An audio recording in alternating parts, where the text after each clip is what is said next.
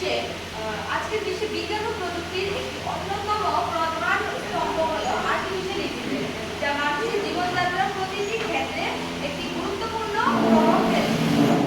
Artificial intelligence আসলে artificial intelligence হলো এমন একটি প্রযুক্তি যা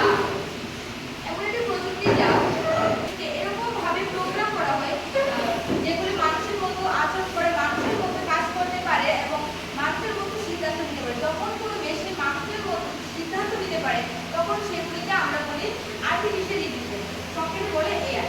আর্টিফিশিয়াল ইন্টেলিজেন্স প্রধান কাজ হলো তথ্য সংগ্রহ করা, সেগুলিকে বিশ্লেষণ করা এবং প্রক্রিয়া করা, যা সাধারণত কম্পিউটারের মাধ্যমে সম্ভব।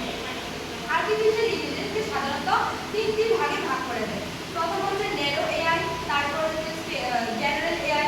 পরবর্তী বা ভবিষ্যতে এরকম মেশিন তৈরির চেষ্টা চালিয়ে যাচ্ছে। তারপর রয়েছে সুপার ইন্টেলিজেন্স। সুপার ইন্টেলিজেন্স হলো এরকম একটি প্রযুক্তি যা কিনা ভবিষ্যৎ প্রজন্মে মানে এখন বর্তমানের কৃত্রিম বুদ্ধিমত্তা থেকে চলেছে এবং আমাদের প্রতিটি ক্ষেত্রে আর্টিফিশিয়াল ইন্টেলিজেন্স খুবই গুরুত্বপূর্ণ প্রভাব ফেলছে। আমাদের প্রত্যেক দৈনন্দিন জীবনে আমাদের এই আর্টিফিশিয়াল ইন্টেলিজেন্স আমরা মানে সুবিধা পাচ্ছি, অর্থাৎ স্বাস্থ্যের সুবিধা।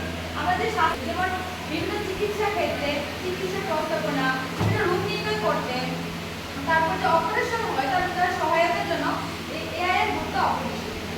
তারপর আমাদের মানে আমাদের এআই বিভিন্ন শিক্ষার্থীদের বিভিন্ন অ্যাপ্লিকেশনের জন্য আমরা শিক্ষা পাচ্ছি।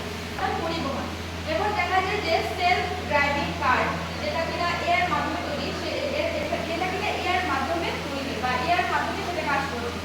আমরা এখন কৃষি ক্ষেত্রের মধ্যেও এআই এর ব্যবহার দেখতে পাচ্ছি। এআই বিভিন্ন ড্রোন এবং সেন্সরের মাধ্যমে এআই মাধ্যমে মানে কৃষিতে গুণগত এবং মানে তাদের গুণগত মান এবং তাদের বেড়ে ওঠার যে চেষ্টা সেটা এআই মাধ্যমে আমরা খুশি হয়েছি। যেমন বায়ো ইঞ্জিনিয়ারিং, কৃত্রিম বুদ্ধিমত্তার চ্যালেঞ্জ বা বুদ্ধিমত্তার যেমন সুবিধা রয়েছে তেমনি কিছু অসুবিধা রয়েছে। প্রথমে হচ্ছে নিরাপত্তা।